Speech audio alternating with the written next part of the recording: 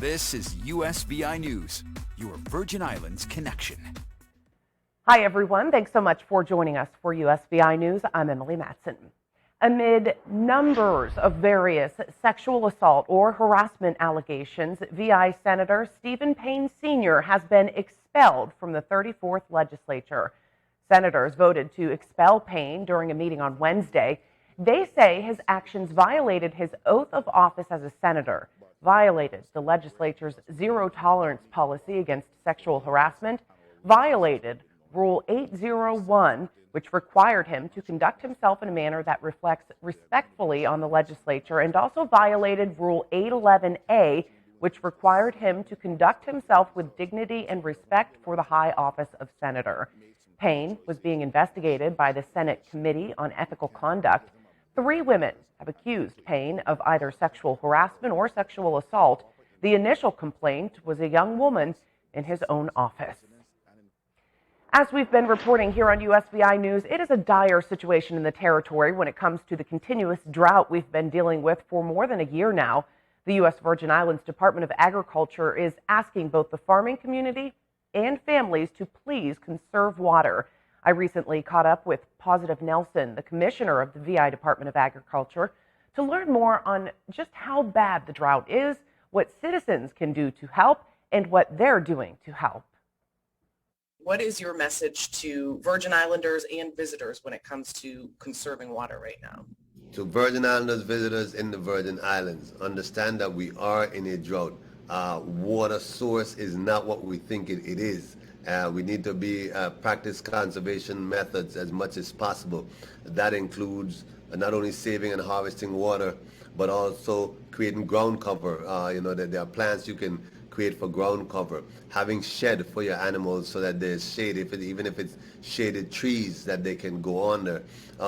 It's important that you're able to keep them cool and keep them watered the best way you can.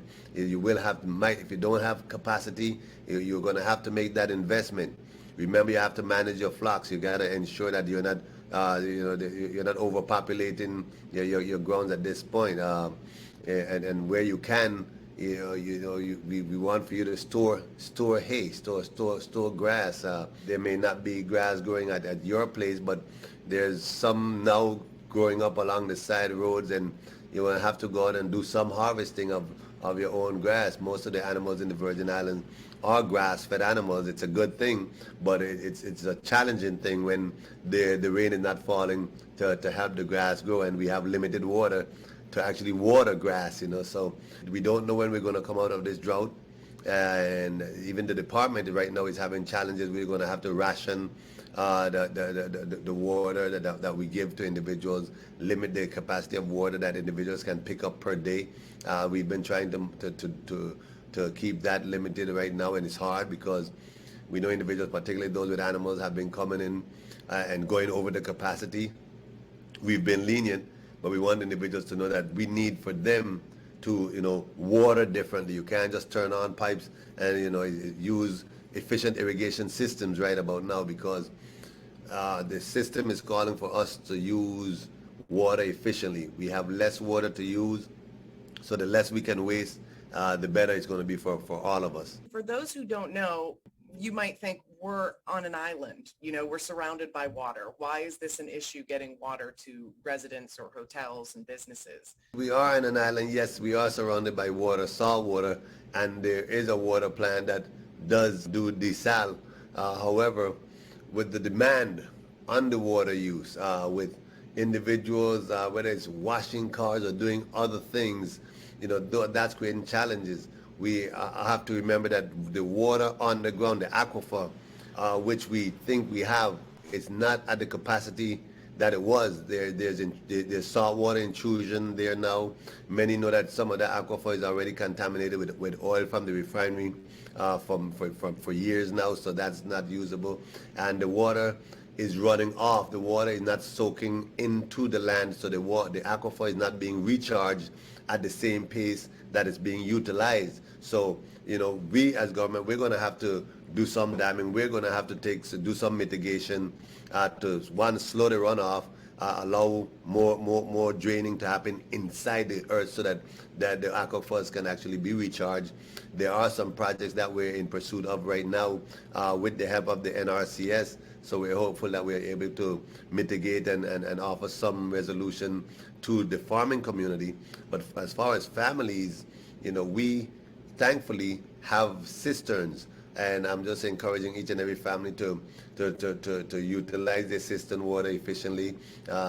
Even the municipal water systems watch what we waste, because it is challenging. It is a burden on the system during these times. It's all of us are going to have to work together to sort of ensure that we don't run out. Water everywhere and not enough to drink. That's the irony when you ask the question, we're on an island, why are we running out of water? Well, it costs energy to produce water from salt. And all of those things are going to add to the cost of providing water to the general public. We can get to this, but it's going to take us being responsible stewards of our natural resources. And we're going to have much more on my conversation with Commissioner Nelson Friday here on USVI News, when we'll hear more on his advice for livestock farmers throughout the Virgin Islands. Plus sizes and curve lines that represent trendy clothes and fashion can be tough to find, but a new curves line is now available at Nikis Boutique in Yacht Haven. Here's more from Allie and Nikki as they catch up again on fashion, the store, and community inspiration. I'm here with Nikki of Nikis Boutique, and it is always great to be here. I just love being here. Thank you, Allie. Thank you so much for coming back by. Absolutely, absolutely. So we're here to talk about something very exciting, very new with your boutique. Take it away. Well, I am very excited. As you know, we opened this boutique in August of 2021, and it's been a passion project of mine for literally over a decade. And the original vision was to be able to have women's apparel and accessories, but also to have an extended line of clothing from small all the way up to 3X. However, in the kiosk, I'm just limited by space. So the space is only an 11 by 11 kiosk, and at the time, the kiosk next door wasn't available. So since then, it became available. I did a build out and has been able to open up another line, which is the curvy line, to also extend the sizing up through 3X and incorporate children's clothes, as well as also get a few men's clothes as well. I love it. I love it. What's been the feedback from your boutique here and the new curves line? So the women are super excited, and they've actually been super grateful and thanking me to be able to have really great options for clothing that have style and are colorful and exciting and are not bland and are light and airy and flowy. And it's essentially the exact same brands that I've carried here in this particular boutique that people love, and also just carry them straight over. So the majority of the clothes are also the same. Absolutely. And now, I mean, it's great. I mean, people are literally here just swarming. And it's fantastic. I love it. And there really is something for everybody. Yes, there is, and that is also part of it. I try to have a little something for, children all the way up to grandparents, and also price points as well. We have jewelry that starts at $10, and then it can move on up to our eco luxury line. That's a little pricier, but that was really important to me when opening the boutique. I wanted it to be affordable, and the entire boutique concept was to be built around something that was designed specifically for our local community. So we wanted hours to be accessible. We open at noon and then close at 8. In addition to that, fair pricing. We have high, medium, and low pricing, as well as something, like I said, something for everyone, whether you're grandparents or children. Absolutely. Well, Nikki, thank you so much for all you do, bringing people together and having this amazing space. Is there anything else that you'd like to share? I just want to thank you for coming out. I appreciate it. Girl, always. I love it. Nikki, thank you so much. Thank you, Allie. I love their outfits. Looking good. Thank you, ladies. Virgin Islands students will head back into the classrooms in just over 2 weeks now, and for parents, That means back-to-school shopping amid historic inflation and recession fears.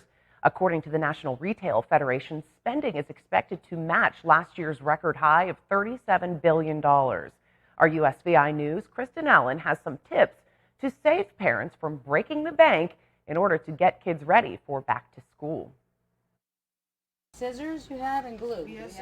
The back-to-school shopping season is underway, and parents are facing higher prices on just about everything on their list, amid looming recession fears and inflation reaching a 41-year high. That's food prices, that's rent, and that's back-to-school supplies. So everything's up a lot, and it's really biting into the purchasing power of the typical family. Meanwhile, a new National Retail Federation survey found 1/3 of consumers say they're spending less in other areas so they can pay for items their children need for school. Financial expert Julie Alma Taveras says it's good that parents are prioritizing items for school and has these 3 tips to save money. The first step is to make a budget and stick with it.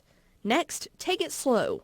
Some parents make the mistake of buying too much before school starts, only to find out their children don't actually need the supplies. Don't worry about having a back-to-school haul. Don't worry about spending hundreds of dollars on clothes and hundreds of dollars of school supplies. Have a good understanding of what the needs are going to be for that semester or for that year, and take it slowly. Also involve the kids. Taveras recommends giving them a set amount and letting them shop with you. That way it's a money lesson for them too, forcing them to prioritize what they really need. Don't go too crazy with the stickers and the binders and all of those extra things, because a really important part of financial power and also teaching generational wealth is having these conversations. Kristen Allen, USVI News. Some good advice, and public schools will reopen in the territory on August 8th.